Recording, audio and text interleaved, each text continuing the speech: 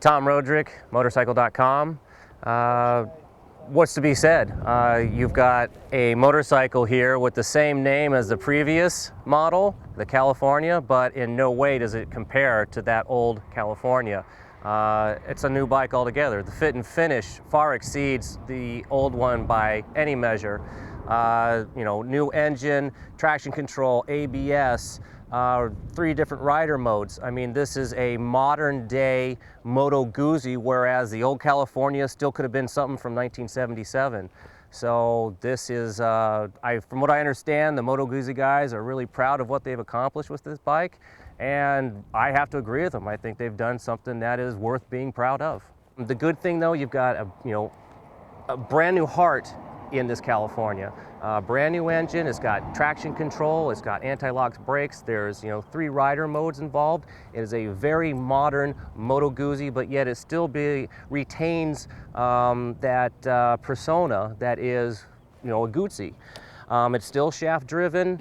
The rider ergonomics though were much opened up, where the old one you kind of felt like you were riding a little Honda Rebel 250. This one feels like a full-size bike, and a full-size person can get on here and ride it comfortably. This is just kind of our first shot out today. We spent just a few hours on it. Haven't done really a full impression so far, but there's not a whole lot to be said in a negative fashion.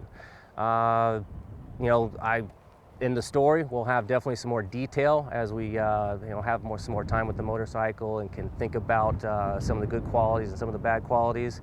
But man, so far it's been impressive, and I think if you are a person who likes that Guzzi flair and having something different, this is going to be a motorcycle to look into. But like I said, go to motorcycle.com, read the story, and I'll give you all the details there. I'm Neal Graham from Cycle Canada magazine, and first impressions are that it's really huge. I'm still skeptical that the world needs 700-pound motorcycles, but that aside, once you get on it, the weight really disappears. It handles really well. It sort of has that Italian-ness in terms of its handling characteristics. The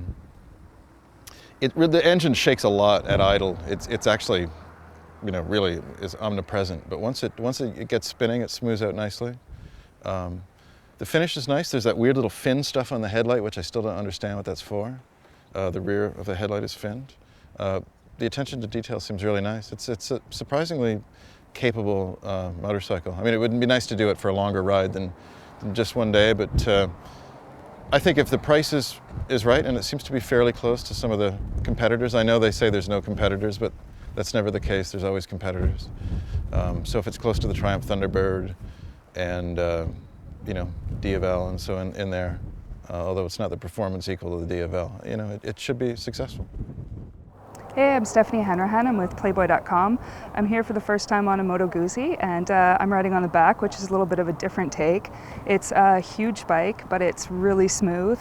Anytime we're about to go through a pothole, I'm bracing myself, but it just runs over it. You don't even feel any impact. So all around, I'm pretty impressed. Hey, Wes Turbo from Complex Rides. My first impression of the Moto Guzzi California 1400. I was a little nervous at first because it's big and heavy, but the bike is deceivingly nimble and great sensory feedback where it rumbles and thumbles, when you're just sitting on it at idle, and then once you start to ride, it's a great ride. Pulls away smooth, and yeah, I had a blast.